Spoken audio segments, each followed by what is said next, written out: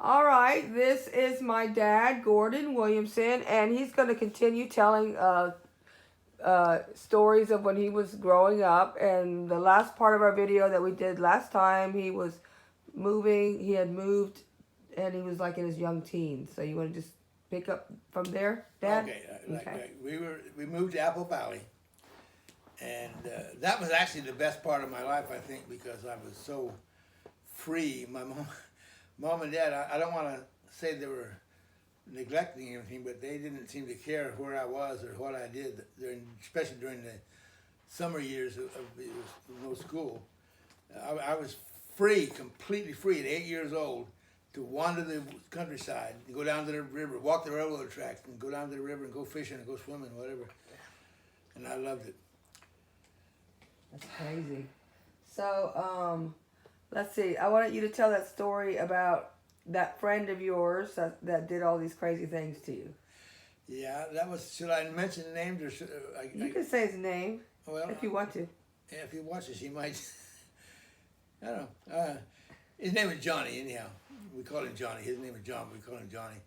He was about a year or so older than me, and but he was in the same grade because he had failed a grade.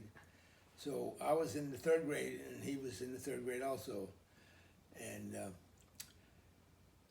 I don't know whether I really can't say whether he was a sadist or whether he was just so clumsy. Sadist? Huh? Sadist? Sadist, sadist, whatever. Or just clumsy, but he is the cause of scars on my body. He was kind of a sadist because the time we had his mother made homemade root beer, and me and Gary Morgan and Johnny Moran were at his house one day, and it was a hot day, and he went to the refrigerator and says, "My mom made some homemade root beer. Would you like some, Johnny Moran?" "Sure." So he pours him a glass, gives it to him. "How about you, Gary? You want some?" "Sure, I want some." Pours him, give it to him. "How about you, Gordy? You want some?" I said, "Sure." "You can't have any." Puts it back in the refrigerator and closes the door, and they all walk out with their glasses. Aww. I was kind of humiliated, so I just went home. You were kind of like, you had some experiences kind of like Charlie Brown where Yeah. you just felt like you were the odd man out. Well, I knew I was. I didn't know for sure, in my mind, but somehow I knew I was the poor, poor kid in the block. We didn't have much money, much things, didn't have much clothes. But the thing is, Johnny was like a year older than me, and he was probably outweighed me by 50 pounds. But if we ever got into a tussle, or mad tussle, which we did sometimes, we didn't fight with fists. We would more or less wrestle, and I could always beat him because I'd get him down and get a scissors clamp, which is my legs around his chest, and a hammer lock under his neck, and I'd squeeze him so he could head. I give up. I give up. I give up. Uncle. So we got along, but he was my next door neighbor. Or not actually next door, but he was. We had 3 acres. That's something that my last video I said we had 13 acres and 11 acres on those houses there. But my sister Lois called me the other day. She saw the video and said, "No, those were both 3 acres." Oh, okay. So, big difference. And it looked. Now that I look at it on Google Earth, I could realize they were 3 acres. They couldn't have been 11 acres. It seems a lot bigger when you're a kid, though. Everything. Oh yeah. But the day I met Johnny, this is really devastating. We had been, like I said, we were 8 years old. I was 8 years old. My sister Lois was 9, and sister Noreen was 7. And we have a common fence. Part of their property meets part of our property. So we were out there at the fence meeting Johnny's sister, Joanne. And me and Lois and Noreen were all standing on the fence. And I had a hold of the fence. There was 3 strands of barbed wire. And I had my foot on the bottom wire, and I had the top 2 together holding on to them by my hand. And we just kind of like, playing with him. And Johnny come over, and he was talking to us too. While he see me, he saw that I was holding onto the fence like that. He called a workhorse. He had a plug called Prince, and he called the horse over, and he jumped on him and he rode up to his barn. And when he got there, all of a sudden, all hell broke loose, and I didn't know what was happening, but I could not let go of the fence, and I was being electrified, and I was screaming, and then Johnny got on the horse and came back to enjoy his dealings with, and his sister was screaming at him to go turn the fence off, and of course my sisters were too, screaming at him, and I was just, You could have died, actually. Well, no, an electric fence is a lower voltage. It's not Okay. lethal. If it was like house crud, I could have, yeah. But this was they're made specifically for be non-lethal. Yeah, but speed stuck on it for a long time seems like it could do some damage. Well, I guess when you're young, you recover. Maybe it did. Maybe that's why you're like you are. So anyhow, finally Johnny got tired of watching the devastation going on, and he rode his horse up to the barn and turned the fence off. And when I let go, I was just drained of complete energy. energy. I just fell to the ground. Just had to wait for a minute before I was able to get up. Man. That was the day I met Johnny.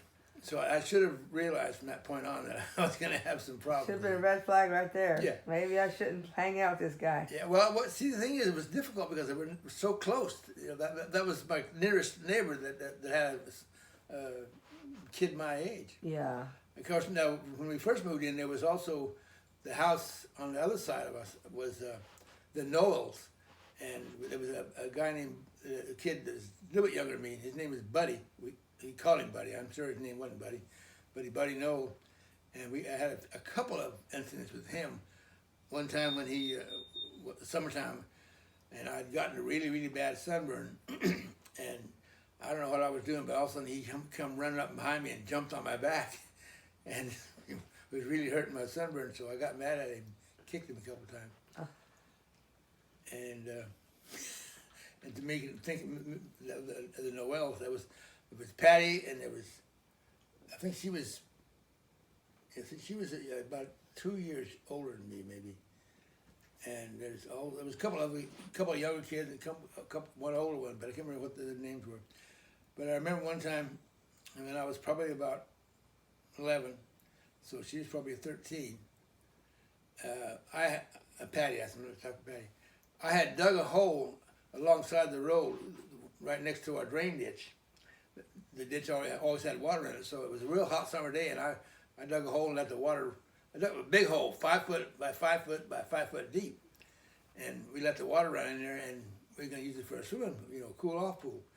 And it was all muddy because of the dirt. It's a dirt pool. You're not going to find any clear water. It might have cleared up, After a while. After a while, but yeah, I remember everybody had gone except me and her, and she was in the pool, and she says, "Oh, Gordy, I've lost my bathing suit. Can you come and help me find it?" No.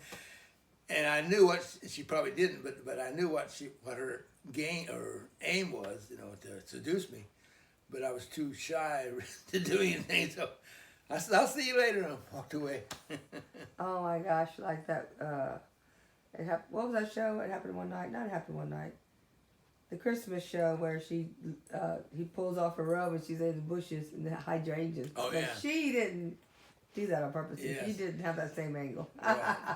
But anyhow, from that point on, we had a lot of goats, and we raised goats, and I was raised on goat's milk. My mama made goat cottage cheese.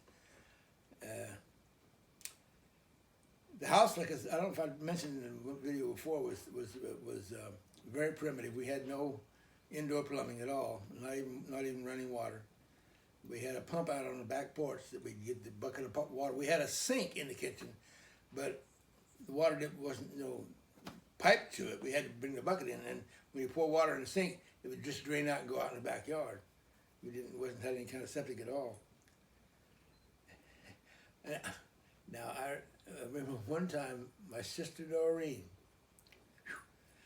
I had a tendency to be teasing both my sisters, my sister Lois and my sister Noreen, And I would, especially if we were home alone, I would, kind of pick on them. And they would get all mad and upset and scream and holler at me. And one time I was teasing them, and they were screaming out the window to the neighbor down the street, just a young couple that had no children. Her name was Chris. Chris and the Chris Brown. Anyhow, they were screaming out, "Chris, he's killing us! He's killing us! Come help us!" And I was just, laughing with glee and having a good time. And then all of a sudden, they wanted to get out the front door. I was holding the front door, and so I was holding it, and all of a sudden, the front door, bam, came open and knocked me on the floor. And it was my dad. Oh. But he never did punish me. He always threatened to, but he never did punish me. He, give me verbal reprimation, but no physical thing. Another time, Noreen was doing my younger sister Noreen was doing the dishes in the kitchen. She'd got a bucket of water and carried it in and poured it in the sink with the plug in it, and she was doing the dishes. And I was teasing her, I don't know, just kind of being mean. And we had a swinging door from the kitchen to the living room, and I would stick my head in there and say something to her, and she'd get mad and tell me to shut up and all that stuff.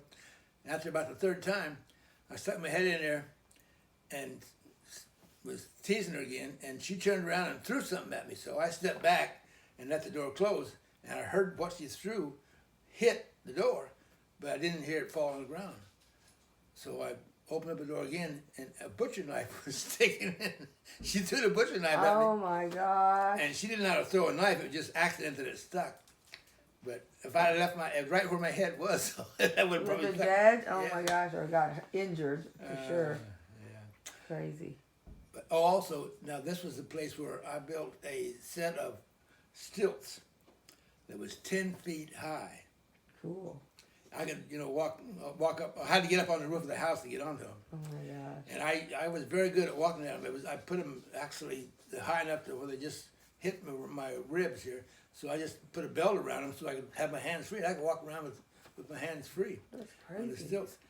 And I could walk out to the barn. I step over. We had the fence between the barnyard and the house, and I could just step over that with these stilts and walk into the barn and get off on the barn roof and all the time. But one time, like we had the porch on the backyard on the back of the house. It was about maybe 2.5, 3 foot high off the ground. It had no rails. It was just a porch with this, no. You know what I'm talking about? Rails. Yeah. No banister or whatever. Banister, right? Yeah.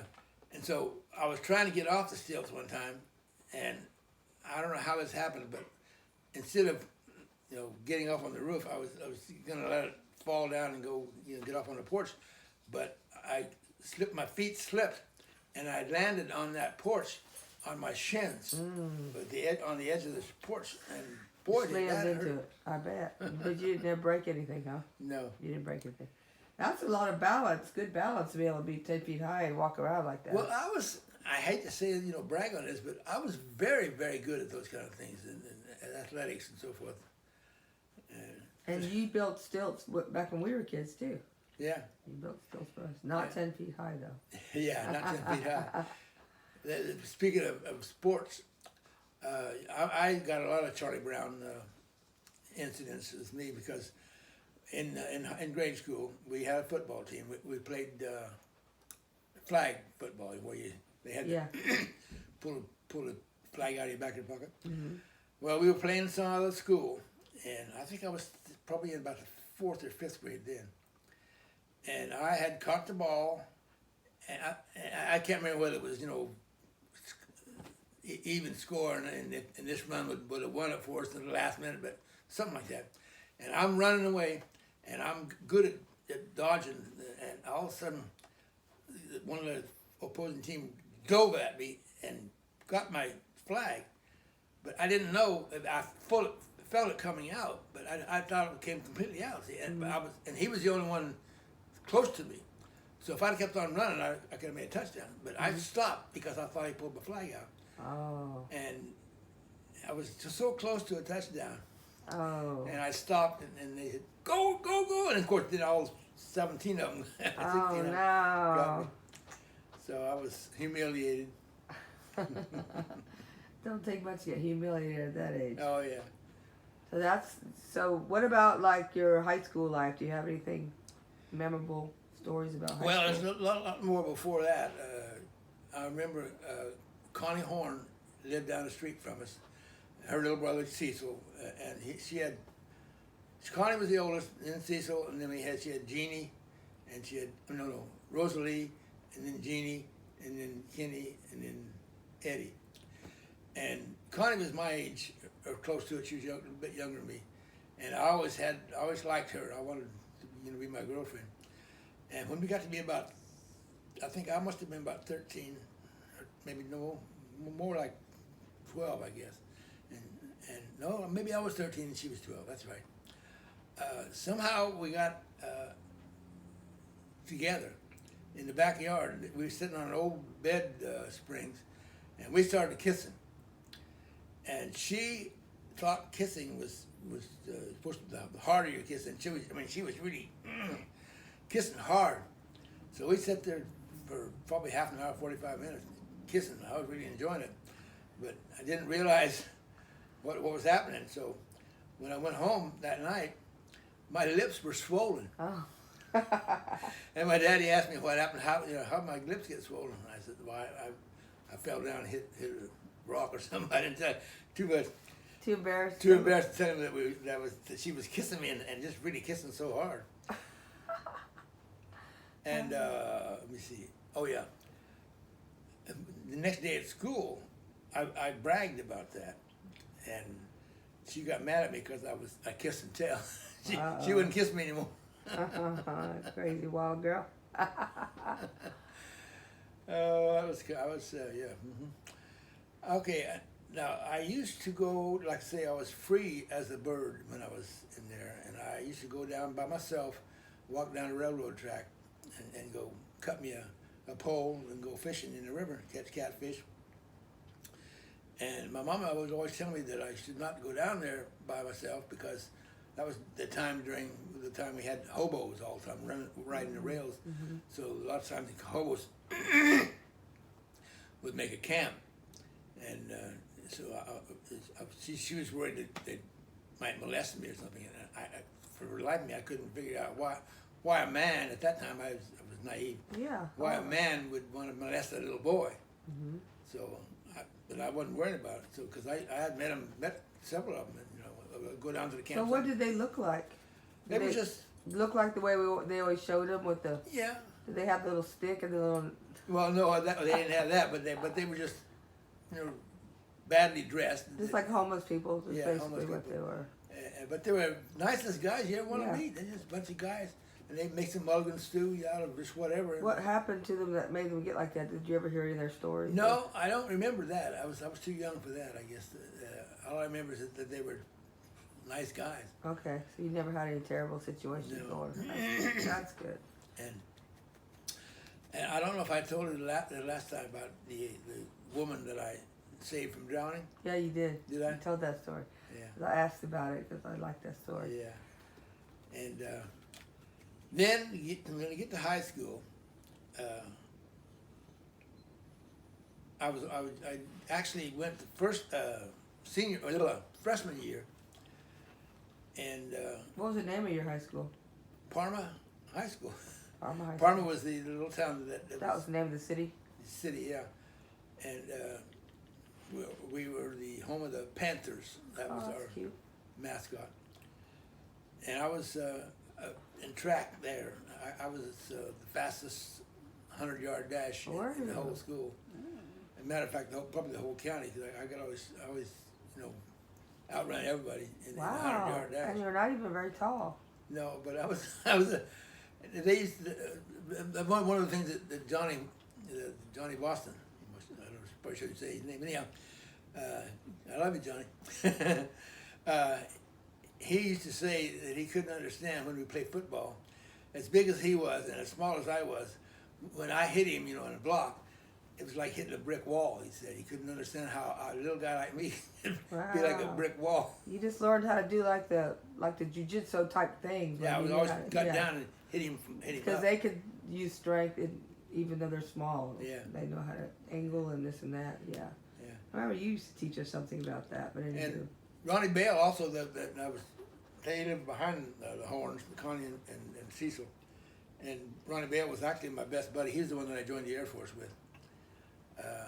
When I wrestled him too, I could always, he was bigger than me, but I could always get him because I could get that scissors clamp on him. So you were like, were you kind of like short for your grade? Were you kind of the smallest one of the group? I think I was. But of course, Johnny Moran and Gary Morgan they were younger than me though. They were smaller than me. But Johnny Moran was the one that my mama used to, when she worked in a cannery, which is another story. She would put me, hired her Johnny Moran's mother to babysit me. I was probably 10, 11, 9, 10, 11, something like that. And we had a lot of adventures with Johnny Moran and Gary Morgan. But one of the stories when she worked in a cannery, I always like to tell her stories. I guess I was probably 15 or 16 then, and she got me a job in a cannery. And she was what they called a floor lady, which really meant she was a woman's foreman. Mm. And she was pretty high up the job, and I got just as a worker. And at that time, when women's lib was not really good, I, as a worker, was making more than she was. Oh, that's terrible. And I got a story about that too. I was one of the jobs that I had was I would clean up, and when a shift ended, I would the corn would especially cream corn would be cut off the cob and get into a conveyor belt and fall into what they call a feed worm, which is like a tube with a screw in it that when the corn would get in there, it would carry it up to the top and then go into a large vat to cook. Well, one of my duties was to clean those tubes and so forth like that. And so the shift was ending, so I came and was mopping the floor, and I turned, there's a button on both ends of the feeding tube that would turn it off. If you hit that button, if it's on, it would go off. If it's off, it would go on. So, if you hit that button. Toggle. Yeah, toggle. So I hit the bottom one and turned it off. And then I went up to the top, and I was going to, finish closing the vat and so forth. And another guy came, and he was, mopping the floor too, and he hit the button himself, thinking he was turning it off, and he turned it back on again. And he waited till a few minutes to stop out, and then he stuck his finger up in the little drain pipe there, and it slashed his finger right off the top there. And he started screaming and hollering, and I didn't know what was happening, actually. But I was waiting for that thing to slow down, and as I was waiting, I noticed something come out of that vein and drop into the vat. Mm. And later I realized it was his finger. And so they didn't try to find that finger. They just went ahead and cooked it and canned that vat. So somebody probably opened up a can of corn someday, and there was a finger in it. Terrible. So y'all could, and you might not have been able had the medical technology or whatever to find the finger and put it back on like you do now. They tell you to put it in milk or something like that. You go down there. Oh gosh. But then, like I said, in high school I was in track. How big was your high school? Like how big was each grade? How many people like in the graduating class? I don't know the exact number, but probably maybe 20 to 30. What? Yeah. So you couldn't be switching all kinds of different classes if you just had 20 or 30, could you? Did you all go, just all go to the same classes? No. But all I can remember is in our, what school? I want to say, one class anyway, that I'll say that story in a minute, that I remember being, and there's probably about 20 or 30 in there. Anyhow. Wow. We would go in study hall.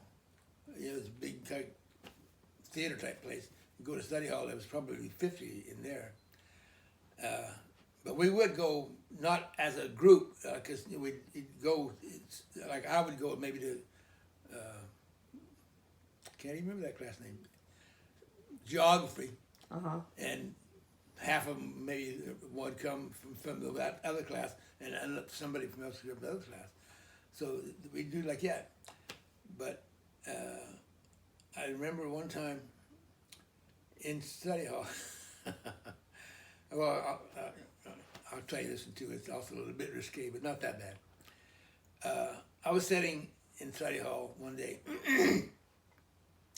and they didn't seem to have any teachers there to just read a study, right? And I was sitting close to the back, and I was talking to this buddy of mine, looking back, and I noticed there was all the guys that was behind me were staring, at something in front of me. So I said, "What's they looking at?" So I turned around and looked, and Betty Jo Cash was wearing a peasant blouse, and had come from the front and was talking to another girl who was about 3 in front of me, and she had been way over, and that peasant blouse was hanging way down. And we were seeing a lot of boob. So everybody.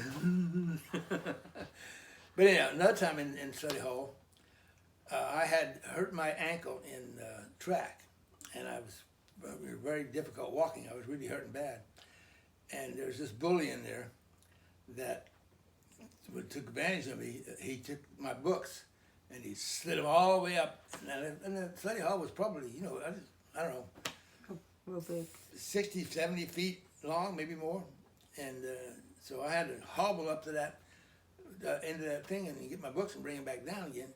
And once I got them back down, he grabbed them and did it again. Mm-hmm. So, being the dummy I am, I grabbed his books and hobbled over to the window and threw them out the window. And when I turned around, he gave me an uppercut on the chin. He hit me right in the chin. And that's the first time and only time that I ever come close to being knocked out, because blackness closed into about like that and then back out again. Oh, you almost passed out. Yeah, and also I didn't get mad because I had a very, very strong deja vu at that point. And I says, "This has happened again." He says, "What?" He thought I was going to fight him back. Oh my gosh, that's crazy. But talking about the class that I can't think of the name of, I want to say Greed, but there's no class named Greed. What's the class called when you're working on cars and all Oh. Shop. Oh, okay, shop. Shop, yeah. Oh, that's nice. Mr. Okay, I knew his name, but he was a teacher. Was writing on the blackboard. This is my sophomore year, about halfway through my sophomore year. He's writing on a blackboard, and this might have been the same bully. I'm not sure, but it was. I was kind of the pick on guy. A lot of kids would pick on me. I'll tell you about my hat too. Was throwing BBs to the blackboard. His back was turned, and I'm completely innocent. Had nothing whatsoever to do with it. And Mr. Turned around and says, "Who threw those BBs in there?" And these guys that were throwing it says, "It was him." All point to you. So he said, "All right, Mr. Williamson, just leave. We don't want you in the class anymore. You just kick me out of class." No, that's something else. He kicked me out of class, and I said, "Fine." And I quit school that day. Oh my I never went goodness. to school. Never went back to school. And how old were you? What grade were you in? I was sophomore. Oh my gosh. Yeah. And when I went home and my daddy came home that night, he asked me, that's something that kind of irked me too. He asked me why I wasn't in school. And I said, because I quit school. And I was not legally able to quit school, legally. And he said, okay. And I wish he had made, I do wish he would have made me get back to school. Yeah, because kids make dumb decisions, and the parents are supposed to Yeah. help the kids do the right thing. And your parents were kind of like, "Me, okay, go run and play, do whatever you feel like. You quit school, I don't care." I remember though on my still in grade school, the last day of school on our 8th grade when we were supposed to graduate the next day. The last day of school was actually class, but the next day was going to be the celebration, right? More risque stuff here. I was in the 8th grade, and I the teacher was also the principal, so he had a lot of outside duties. So he's always leading the class. So he left the class, and Patty Lancaster was sitting right behind me, and she was friendly. I turned around and ran my hand up her leg, and just playing with her leg, and she smiled at me, and then she looked past me, and her face drained of color, and she looked really. I bet you he's back there looking. So I looked back, and he was looking into the window. There was no glass in there, and he seen what I did, and so he says, "Mr. Williamson, get your coat and hat and leave. We don't want you here anymore." And I says, "I don't have a hat." But I went back to school the next day and for this 8th grade celebration, the graduation. You just act like nothing happened. Yeah. Just showed up and nobody said anything. But you know, that's something, because also the time when I put my yo-yo between Darlene Pearson's legs, she told me, the teacher on me, and you know, she was just practicing yells in what we call the cloakroom, where we had our hats and coats and lunch and so forth. And she was the one of the big girls, you know, everybody loved her on campus. She was the cheerleader and all that stuff. And she had her legs spread and was doing cheerleader, and I was behind her with my yo-yo, and I just, whoo. And so she got mad and says, "I'm telling the teacher." So she stormed off to tell the teacher, and the teacher called me into class, into her office, and she said, "I understand you were being vulgar in the cloakroom." And I thought vulgar meant using dirty words, you know. I says, "No, ma'am, I don't know what you're talking about." And she says, "Well, you have not heard the last of this," and she, "Get out of here." That's the last I heard of it. Oh, Dad. Oh. So then you're in high school. You quit in 9th grade. No, Yeah. Well, 10th grade. 10th grade. You finished? Did you finish 10th grade, or were you still No, in 10th I was grade? about halfway through. Wow. And so then what did you do after that? Well, then I started roaming the countryside and just being a. You didn't get a job or anything? Not that time. I was what I must have, when you were in 10th grade. What are you, about 12? No, you're like 12 when you're in 6th or 7th, and you're 13 and 14, 15, about 15. Okay, 15. I don't think I started working in the fields until I was about 16, maybe 15 later on. Tell that story about when you were, about you and some friends were going to work in the field for some money. About the corn cob job? But the one, and he said... Oh, yeah. I was working in this hayfield for the neighbor, when my neighbor is up on the hill above us. And that's when I found out. I didn't find out then, but later on I realized what he meant, that I was poor white trash. We had the neighbor, his neighbor, like he had like 50 acres, and then the neighbor right next to him had like 100 acres. And the neighbor, that neighbor, was actually working with us. We were pitching hay off the ground. It had been cut and dried, and we were just pitching it up on the wagon. And we finished his. Oh, every morning when I got there, he'd always feed us all. It was me and 4 or 5 other young guys, and the neighbors, and they feed us some really delicious fried chicken and all, breakfast and all that stuff. I really liked that. And so the day that we finished his field, and I knew that, and they had told us that we were going to go to the neighbor's field and do his field too.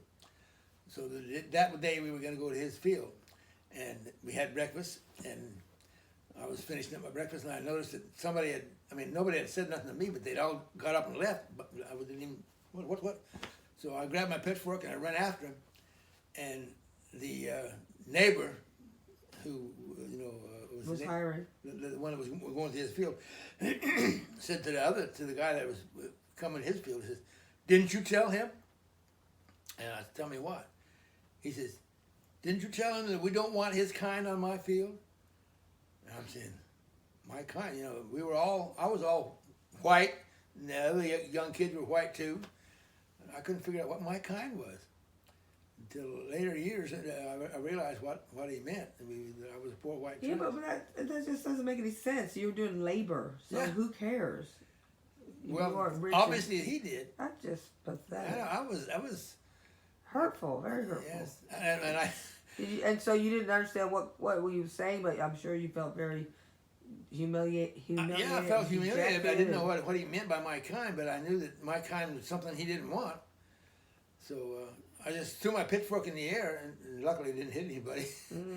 But then when I walked back to his house, the other neighbor's house, I picked the pitchfork up, and so somebody wouldn't get hurt on it, and just went on home. That reminded me of going home. I had a friend named Leo Lane that was a good buddy. He lived up on the hill close to where the farmers were. And one time I was spending the night with him. And so I was probably 11, 12 then. And his father had an operation recently and still had bandage on it. So he was out of work. And he was very depressed, and so when we were spending the night, they weren't home, and when later on that night, the evening, probably 11 or 12, they came home, and they got in an argument. He was screaming and hollering that he was worthless, and he didn't have a job and didn't have any money, and then he ran outside. I could hear him screaming, and all of a sudden I heard this boom. And the mother came into the room and says, "Gordy, you better go home. It's not a good time to be here." So I went home, and when I went to school the next day, I found out that that boom was his father went out and blew his head off with a shotgun. Man, how horrible! Yeah. And then that must. And Leo had a brother though. This is not good, but amazing story. We had what they call cream separators. They had cows, and what this cream separators had a big bowl on top, big stainless steel bowl on top. You pour the milk in there, and you turn this crank. It's a centrifuge, and it separates the cream from the milk. And it has a bicycle chain that goes from the crank to the gears that turn the bowl around. And there's normally a cover over that.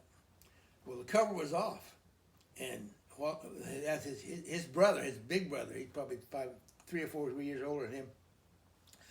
I wasn't there at the time, but I heard about it later. He was doing the cream separating, and he saw some weeds or grass or something got caught in the chain there. So he reached in and tried to get, while it was going, the grass up, and he caught his fingers, and he cut his fingers off, even with his little fingers. So they're all like that. Cut those fingers off. And the amazing thing is that a couple of days later, he was talking to a friend, and they asked him how he did that. And he was doing the cream separating again, and he showed him how he did it with his other hand and cut those fingers in there and cut them off. Oh my God. He didn't cut them off even like as much as the other, but he cut some of them off. What an idiot. Yeah. Why would he do it again? He was just demonstrating, but he wasn't going to plan on sticking him in the chain, but it just got caught. Kids, he was probably, I was probably, like say, 4 or 5 years younger than him, so I was probably, at that time, I was probably 11 or 12, but he had done that years before, so he's probably about 11 or 12 when he did it. Oh my gosh. That's horrendous. So I also had another friend of mine that died he drowned. They were driving a old Model T Ford that they'd put a box on the back, made it into like a pickup. And the sides of the box were about 2 foot high. And him and some of his friends were in that box and having a good time. And I wasn't there. Or yes, I was too. I was, I guess, in the seat or something. But the guy that was driving it we were very young, probably in our early teens. And he was swerving just to have fun, back and forth. And he's going down this hill. And he swerved too much. And it turned over into a ditch. Pretty good sized ditch, probably 6 foot wide and 3 or 4 feet deep. And that thing turned over and threw most of us out.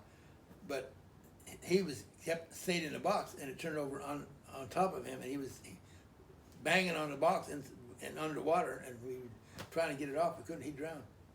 And you were there? Yeah. Oh my gosh.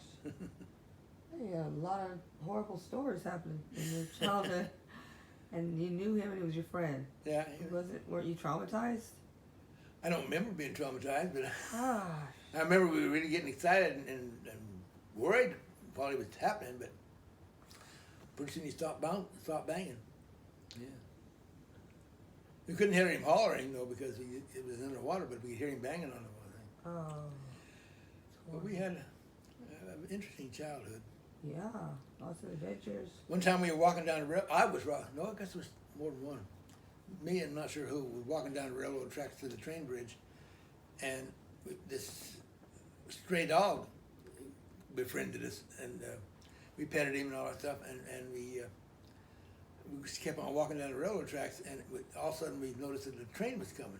This is back in the days of the locomotive, you know, the spewing all the smoke and all that stuff, and so we got off the track, and the dog stayed in the middle, and we tried to call him, and he wouldn't come, and I guess we got a little bit harsh, you know, we were screaming, get off the track, and he thought we were hollering at him, so he just kind of hunkered down and stayed in the middle of the track, and the train hit him, and after the train went by, we searched for parts of his body, and it was really strange, because it hit him right on the top of the back, right above his tail. That's where that cow catcher hit him, and it made a hole in there, and most of his guts and his bones and his skull came out that hole. We just found his bag of skin with his legs on it, and there'd be a bone here and a gut there and head there, and, you know, skull. I don't know how in the world that happened. How all that stuff came out that little hole in his back. Did you say you were on a bridge with the railroad tracks? Not at that time. Not We that were walking. part, okay. We were walking toward the bridge, but But you would have had to jump off into the water if there was water. No, that bridge had. There was water there. That bridge had piers that you could climb down on. Okay. So, matter of fact, a couple of times I remember we got on the piers and let the train go by too. You lived a very dangerous life. You lived a very dangerous life. You could have died. That's something else about many a time. When I was very, very. I think I was addicted to adrenaline because I used to tell the story when I was younger, you know, adult, about how I used to walk up the girder. The train was one of these metal girder bridges, you know. And the girder on the sides, the main girder was probably about 1.5 feet wide, went up, and you know, with all these angled girders going in, and then across the top was girders about this wide.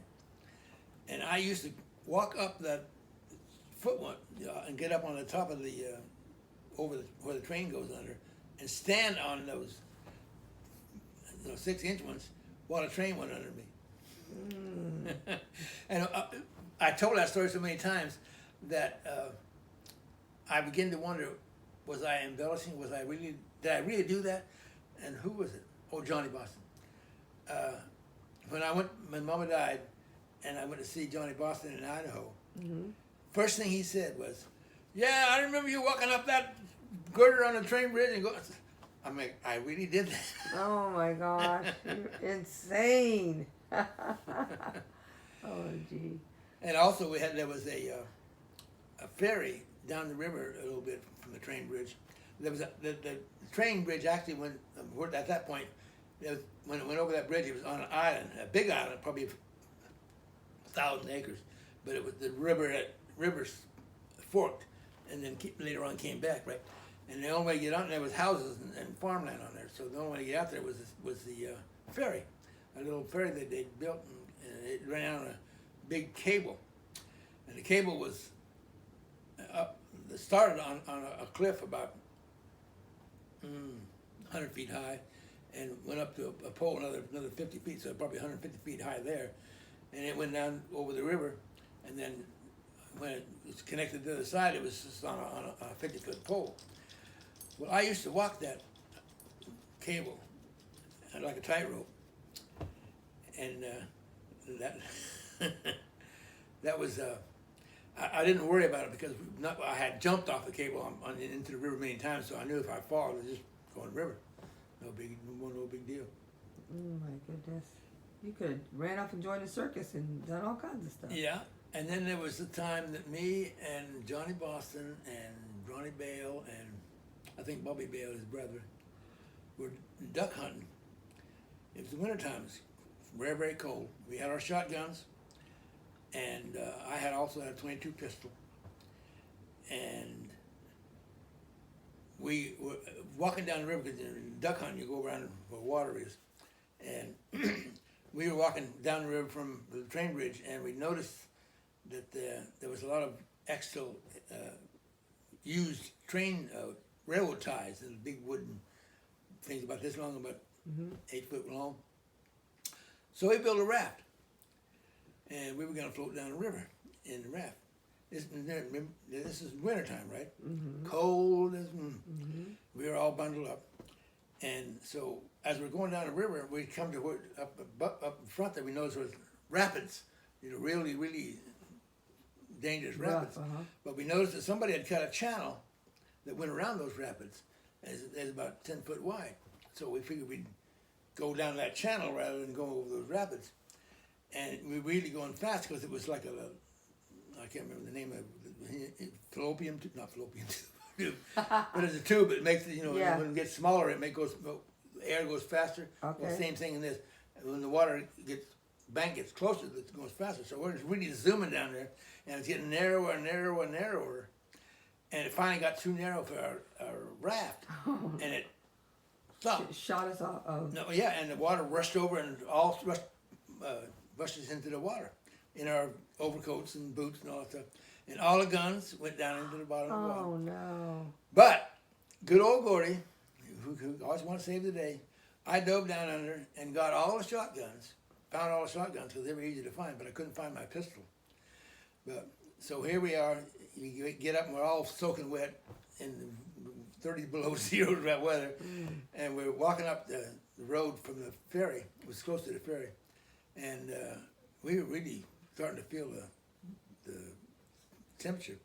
So he knocked on this first house we came in and wanted to know if we could come in and warm up before we froze to death, and they let us come in there. Good. We don't take your kind. Oh my gosh, you got shot off through the fallopian tube, huh? And then I remember that brings another memory of when I was selling clovian. So I was selling salve to get prizes, and you see in the back of the comic book that you sell this clovian salve and you get great prizes, You'll be a millionaire. So I'm knocking on these doors of people that I don't even know, right? And most people are bright enough to just come to the door. Well, I knock on this door, and I knock on the door, and I say, "Who is it?" And I knew they wouldn't know if I said Gordy, so I said, "It's me." And they didn't come to the door. So I knocked again. "Who is it?" "Me." Nothing. Knock on the door. "Who is it?" "Me." So I walked away. They didn't know who me was. Yeah. You didn't make a sale. Did you make any money or win any prizes doing that? Yeah, I won it. That's another story. I won a bow and arrow. Oh. It was a fiberglass, but it wasn't a 40-pound bow like you got, but it's a little, I think it's about that big, and some arrows. And I was out in the backyard with that bow and arrow, and my mom was hanging clothes on the clothesline from her washing machine. I think she scrubbed them in the tub. And I shot an arrow into the air several times, and it would come down, by the outhouse or whatever. But this one time I shot it in the air, and it looked like it was going to come down right on her head. So I said, "Mom, look out, there's a bow, arrow coming down." So she runs about 10 feet away, and the arrow misses her about 2 inches. Oh my if I'd have gosh. shut up, it would have missed her 10 feet. Ah. So I don't know if this has had anything to do with it, but later on, I used to put not later on, all the time, I put my bow behind my bed against the wall, right? And one day, several days later, the bow was broken. And I asked Mom what happened. She said, "Well, made your bed when I pushed it against the wall. I accidentally hit the bowl and it broke. And to this day, I wonder if she did that on purpose. It could have been. I hope it was an accident because you didn't have a lot of nice things probably. So No, that was I like didn't. a treat to get that bow and arrow. Oh yeah. Oh gosh. That's another story, the sad sack story about how I would always, on my birthdays, I would get socks and underwear for birthday. I'd never get a toy. Until on my 14th birthday, my dad bought me a BB gun. I was so amazed that I was not only get a toy, but I mean something that I really would need and wanted. Gift, yeah. And it was a Daisy pump, which only, I mean, everybody would have the Daisy Red Rider, I believe it, or something like that. But it was like a lever action. It would hold 1,000 BBs. Mine only hold 50, but mine was much more accurate and much stronger. I could, shoot further. And we used to have BB gun fights. Oh. But I could always stay out of their range and still hit them. Wow, that's good. Yeah, the better one. Yeah. That was a good gift. I'm glad you got one good gift Yeah. in your life. That's why to this day, I shouldn't say this because a lot of you guys give me clothes Yeah. for my birthday. Oh, that's why you hate clothes? And I always kind of like, I don't want clothes or toys. I want toys. Give me a shotgun or a bow and arrow or drone. Drone. Yeah. Those are high dollar gifts though. Those your toys are expensive nowadays. Yeah, I know. That's what they say. The difference between men and boys is the price of their toys. Exactly. Yeah. Well, that's about 51 minutes, so I'm thinking we'll cut this video off because it'll be too hard for me to upload if I make it too long. So that unless you want to end it with another story. So this is still taking, you're like kind of going back and forth a little bit through your older childhood. Yeah, and I haven't joined the Air years. Force yet. Haven't joined the Air Force yet. So we'll start the next video. We'll be talking about you, and you didn't meet Mom until after you joined the Air Force, correct? Right. Okay. So the next video will be with including that story of when you joined the Air Force and all your adventures in Japan. I can't wait for that one. So we'll talk more later. Oh, we don't. Stay tuned, guys. You don't want to miss it.